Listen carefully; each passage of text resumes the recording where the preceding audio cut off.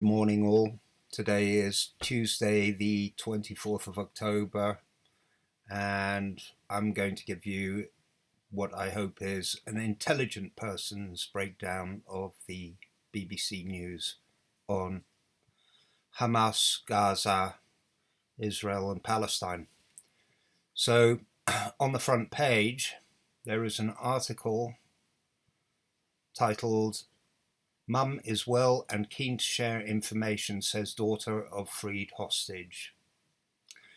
As we all know, the Israeli government have done their best to present the Palestinians as animals and people who you can't negotiate with.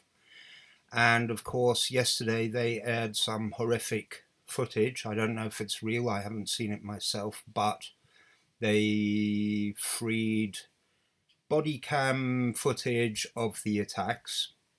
And of course, in the heat of the action, some of the hostage takers probably committed horrific acts. There's a lot of angry people in Gaza, and as you may have figured, I understand their anger. However, ordinary people in Gaza hardly ever meet Israelis, and when they are confronted with real live ordinary citizens committing acts of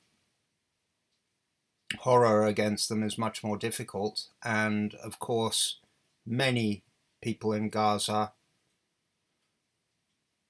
are just ordinary people, and when they are even the people who are members of Hamas are normal people, and when they have hostages and they've been with them for a while, they start to recognize their humanity, and I guess they are releasing them for that reason.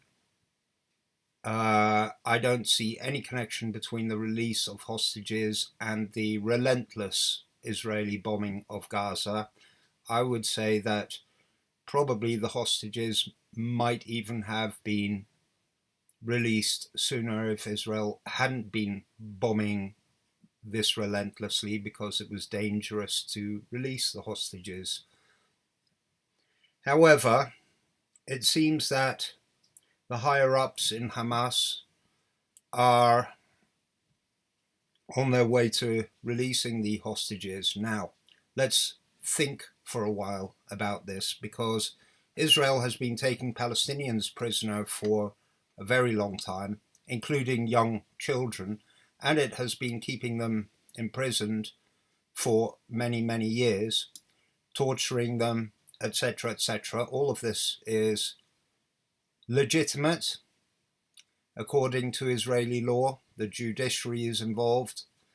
I would say that the reaction of Hamas in releasing the hostages is extraordinary under these circumstances, and especially because they could be used as bargaining chips to get their own prisoners released. If this is a war, then the hostages are prisoners of war, and I would say that because so many Israelis have to do their military service, they get called up every couple of months to do repeat military service, miloim.